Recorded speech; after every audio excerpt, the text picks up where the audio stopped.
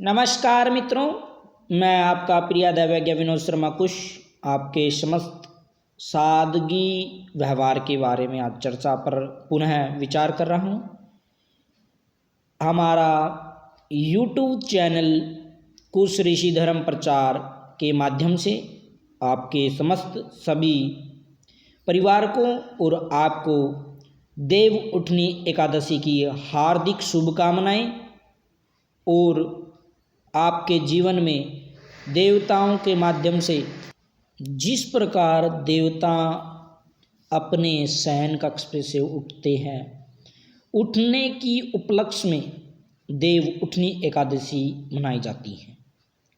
देवताओं का जब योग पृथ्वी पर जब दृष्टि पड़ती है देवताओं की, तो उसके कारण से अनेक प्रकार की जो उज्जवल क्रांति आती है हमारे शरीर में, वह एक मुख्य बिंदु होती है। कहते हैं कि जो देव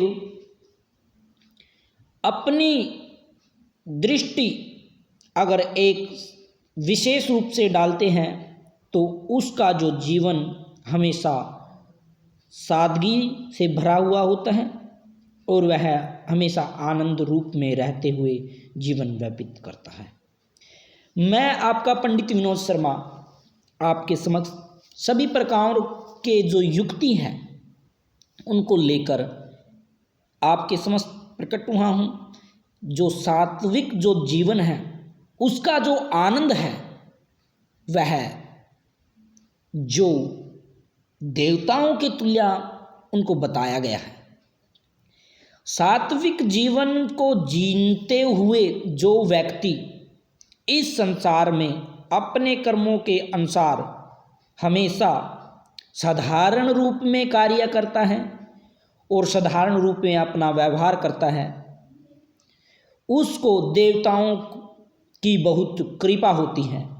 किंतु कलयुग में यहाँ पर बहुत सारे लोगों के द्वारा उस व्यक्ति को के ऊपर बहुत सारे अत्याचार करते हैं, तो भगवान की दृष्टि में वो कु दृष्टि वाले लोग या कुव्यवहार करने वाले लोग सदैव युक्त होते हैं और उनको बाद में उस विषय को लेकर पछताना पड़ता है।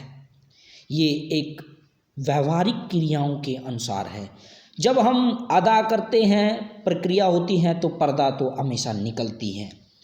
अगर कोई सज्जन व्यक्ति के साथ अगर कोई व्यक्ति बुरा व्यवहार करता है, उसको नीचा दिखाने की कोशिश करता है या उसके साथ अनेक प्रकार के षड्यंत्र रचता है, तो भगवान की जब दृष्टि पड़ती है तब उस व्यक्ति के साथ बहुत ही बुरा व्यवहार होता है। कहते हैं कि सनातन धर्म में सत्य ही बोलना सबसे मुख्य उद्देश्य है। झूठ बोलने वाले व्यक्तियों को हमेशा दंड मिलता है, चाहे वो जीवन शैली के अनुसार मिले या व्यवहार में उसको दंड मिले या आर्थिक रूप से मिले या सामाजिक रूप से मिले या मानसिक रूप से मिले या फिर आध्यात्मिक रूप से मिले, उसको दंड भोगना ही पड़ता है। ये विशेष नियमों में एक नियम है। प्राचीन काल से चली आ रही परंपराओं को अगर कोई नहीं मानता, जो सनातन नियमों के अनुसार है, उस व्यक्ति को भी इस संसार में तो दुख भोगने ही पड़ेंगे और आने वाले जो जन्म के जो संस्कार है उसमें भी उस व्यक्ति को जो कष्ट रूपी जो तुल्य है वो भोगना ही पड़ेगा। अर्थात उसको जीवन में वो दुख भोगने ही पड़ेंगे।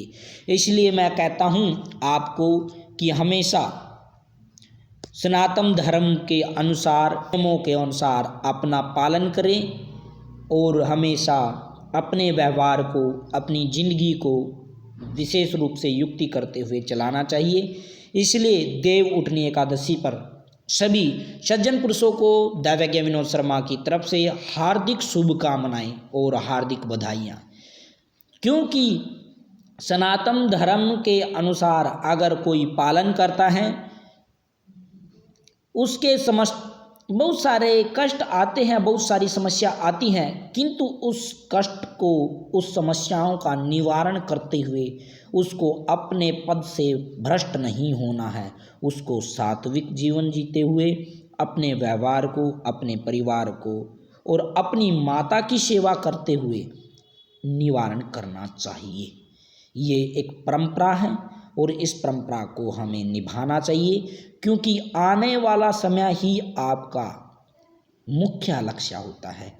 हमें वर्तमान को इस तरीके से जीना चाहिए कि वह सात्विक रूप से हो, साधारण हो और अनेक प्रकार की क्रियाओं से युक्त होता है। पुत्र का कर्तव्य होता है माता पिता की सेवा करना, क्योंकि जो विशेष व्यक्ति होते हैं वही ऐसा काम करते हैं। सनातन धर्म के नियम के अनुसार जो चलता है उसको वास्तव में ही अनेक प्रकार की युक्तियों के बाद बहुत सारा धन की प्राप्ति होती है, यश की प्राप्ति होती है, कीर्ति की प्राप्ति होती है, जो सत्यवादी होता है। कुछ व्यक्ति ऐसे होते हैं बहुत झूठ बोलते हैं, परंतु वो पछताते हैं बाद में। इसलिए जो भी कार्य करे बिना संकल्प के रहित कोई भी कार्य नहीं करना चाहिए। इसलिए सनातन धर्म के अनुसार संकल्प इत्यादि का कार्य लेने के बाद अगर उस संकल्प के अनुसार वो काम करता है तो सदैव जिंदगी भर वह सात्विक सरल स्वभाव से अगर वो जीवन जीता है तो एक दिन वह इतनी बड़ी कामयाबी पर पहुंचता है और उसको अनेक प्रकार की जो जिज्ञासा होती हैं वो भी उसकी समाप्त हो जाती हैं। इसलिए अतः मैं आपका दैवज्ञ विनोद शर्मा कुश आपसे इजाज़त लेता हूं। अगर किसी को सनातन धर्म के नियमों के बारे में या 32 जो नियम है उसको देखना तो हमारे यूट्यूब चैनल पर जा सकते हैं। उसको जाने के लिए हमें सर्च करना होगा 9013387725 जो कि एक नंबर है, उससे ही सारी गूगल पे जाकर ये चेक कर सकते हैं और अनेक प्रकार की जो जिज्ञासा है, जो समस्या है, आप उनका भी निवारण करा सकते हो। धन्यवाद, नमस्कार, राम राम, जय तु संस्कृतम जय तु भारतम। नमस्कार दोस्तों।